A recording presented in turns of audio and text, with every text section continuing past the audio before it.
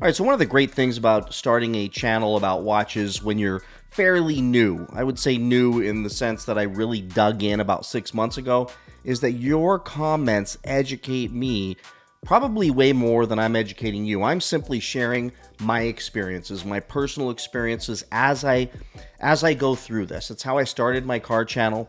I knew nothing about Dodge and Mopar and exotic cars back then. I just knew I liked them. I liked them a lot, but I didn't know about them. And I made the same mistake that I made with watches about 6 months ago, where I knew I always liked them. I had bought a Rolex many years ago, cheapest one they had at Benbridge Jewelers, and it broke, and then my wife hawked it when we were going out in flames somewhere around 2008, and then I never went back, and until like January, when I woke up one day and I said, I need to get a Rolex. Like, things are great now. We're making great living. We're past. We learned our lessons. We're older. Like, I'm gonna give myself something. I mean, things have been going really good in our life, so let me do a little nice kindness and get myself a watch. Buy my wife everything she wants. My daughter everything she wants. It's time, isn't it time, guys, that sometimes we just got to be able to get ourselves something, and I decided to do that. And jumping into this has been a wild learning experience and a roller coaster. And I want to thank all of you in just the last 3 videos for sharing so much about how this whole AD thing works, because some of it I kind of knew, but some of it I didn't know, and some of it I had no clue. For example, I learned that, at least in 2 comments, that the ADs who have the CPO department in their store can't stock watches newer than 2 years old. But then somebody else wrote 3 years old. So that eliminates my suspicion that they would sell a brand new 2026 themselves and then walk it over and put it up for double in the CPO window, which is probably a good safety protocol, but still doesn't change the fact that I've heard rumors that they do this behind the scenes and sell in gray market and cash in. So I don't know if any of that's true, but here's what I know. That lore keeps all of us tied to the story.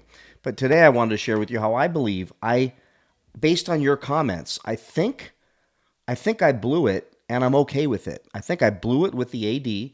I think he gave me a test, and I failed that test. I did not rise to the occasion to warrant him ever calling me back again with my prized GMT. Well, since I got my Batman, I'm kind of okay.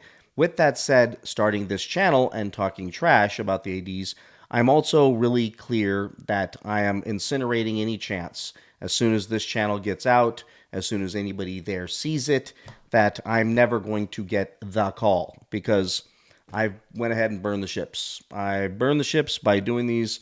Look at my last few thumbnails. I pretty much said, it's okay, don't worry about it. I do okay in my life, and I'll just buy gray market, because this whole game plan thing, I've lost the patience, completely lost the patience. Now, who knows? Maybe they'll be forgiving. Maybe this gentleman at this AD that I felt like I kind of hit it off with him, maybe he'll call. But I'm not going to hold out for that, and I'm pretty much going to resolve that it's never going to happen because I failed this test. Now, here's what happened. I went in one day out of curiosity, out of the heat I took for my white Datejust, for everybody telling me you can get them anywhere, and I walked into this AD out in the desert, and I said, do you have any white dial Datejusts? And I had my phone recording in my pocket. And then he said, no, we don't. I said, how long to get one? I have no idea. Could be forever. You could be old and gray. I mean, I'm kidding, but he said, no, it's not going to happen. I haven't seen it in a while. We've got a big, he didn't say list, but we've definitely got a big demand. And then we hit it off so well that I thought, I can't roast this guy. It's not even roasting him, but I can't, show that I recorded, and that it's just not cool to do. So I deleted the recording and ended up having a great relationship with him. And I thought, at least, and I still believe he's a good dude, but I found out that he's new. He had only been there maybe 2 months working at that AD, so I thought maybe I will be on his list, a short list of customers he has. But then what I learned from all of you, and you know what? I should have known this. I've heard it before, but you all commented so many and reminded me of the obvious reality that he's not making these decisions. It's the manager. And the manager's going to decide. And it's funny because he had sent me a text after he made this offer to me that I failed in following through with, the test, if you will.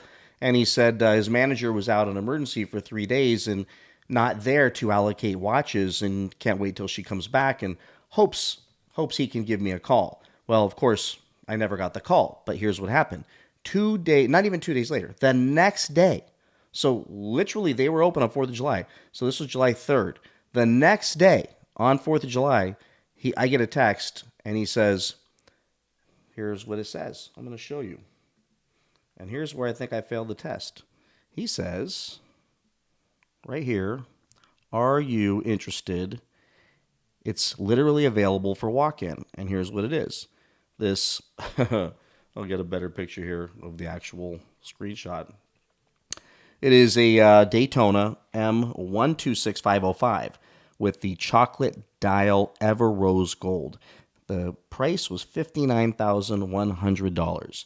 And there's no way I can't afford that. Here's the deal. If I did spend the money on that, it would be a massive endeavor for our family, and frankly, I would probably go buy a car instead. Love the watches, but it just makes no sense. I wrote him back, dream watch for sure, just out of my price range, unfortunately, but someday. Thanks for the offer, dude. I'm thinking, that's cool. But now that I've read so many of your comments, I'm thinking his manager, because he was new, his manager likely said, because she came back and likely said, if you really want to sell him a watch, because I think he was genuinely advocating for me. If you really want to sell him a watch, sell him this behemoth. Sell him this thing, and if he buys that thing, do him a solid on the other thing. But we can't make it conditional. They're never going to do that. I've learned that from your comments and some of my experience out there, that they're never going to say, if you buy this, you can have this. It's kind of the unspoken thing.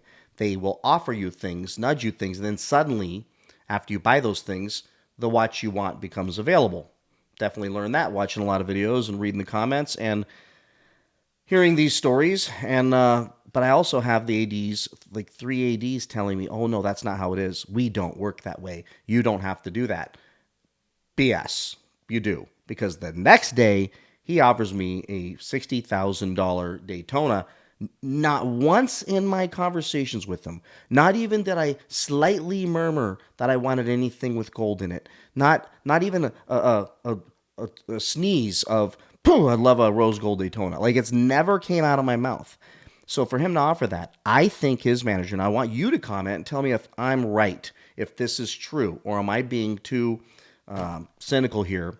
But I think his manager said, offer him this thing. He wants a watch so bad. He's coming in here 3-4 times now, texting, calling, everything else. Throw him the bone with this monster, and if he freaking says yes, comes in and buys it, then you can. But you can't make that conditional, because there's no reason why in God's green earth he would think, based on our conversations and me registering on their online system for like 4 or 5 different watches, not one of them was anything like this. I even stood there with him looking at rose gold watches and gold watches in their windows, in their cases, and not once did I say, ooh, I would really love to have one of those someday.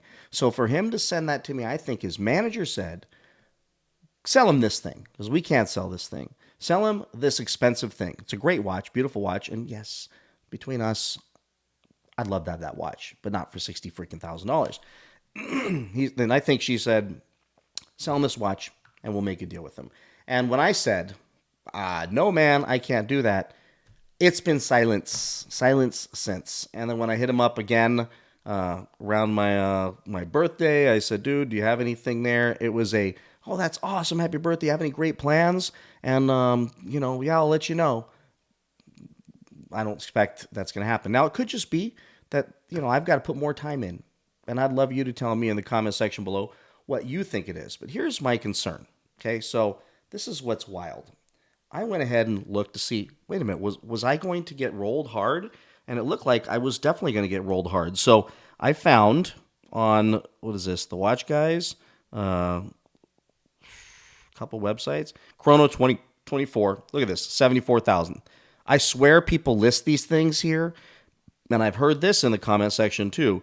People list these things here so that when the AD offers you one of these things at $59,000, you jump on it thinking you can get it. So could it be salespeople? Could it be some form of market manipulation? Because in no way does this comp out with any of the other ones. So nice that Chrono 24 is going to give me the other options. And here's the other two options. A 2025 for $58,000, same watch, 126,505 rose gold, $58,490. Now, by the way, that's like retail price on Chrono 24 for that watch, meaning if I was to go and trade it in or wholesale that thing or sell it to my buddies at Happy Jewelers, I'd be lucky if I got out of that thing for $50,000 because they know they're going to have to sit on it for a little while. That's the issue. But then I went to the watch guys. Is it just an anomaly? Because Chrono 24 has a lot of cheap stuff on there. And sometimes I think that's the gray market dealers listing all this stuff for really cheap that you can't really get. And to make sure that you feel good about taking their lowball offers. I know. This business, this watch business will make you the most cynical person in the world because in a matter of 6 months, I'm sitting here thinking about all these conspiracies. But then I watch videos and I see your comments and you're making me think, yeah, we are so ill-equipped in this endeavor. So here's another one. So 126505 for 59,295, and I believe this one says 2025 2026. So box and papers, and so if I bought it for what was it, $60,000 that he offered me? If I bought it for $59,100, I could have got it here for the same thing, and then if I was to sell it, I'm going to lose money, period. So clearly this is not one of the high demand, correct me if I'm wrong, because it's not selling way over market. It's actually selling at, or in some cases, below market. And I think if I just did any more research, I'd find more. Gorgeous watch, beautiful watch, but it's too rich for my blood. So here's the deal. Were they testing me? Were they trying to get me to step up and buy a $60,000 watch to prove that I'm real and to speed up my allocation process and get me the GMT that I wanted? And I'll just tell you right now, to spend the extra, extra couple $1,000 gray market to get this thing, I feel like I did a good job. So let me know what you think in the comment section below. Did I fail the test? And am I out now? Is that what happens? Is that how this thing goes? I'm looking for all of you to educate me on this video. Or was he trying to do me a solid and be a nice guy, and I'm still in line to get the call until they see these videos? Take care, everybody. Like and subscribe. I'll see you in the next one. Bye-bye.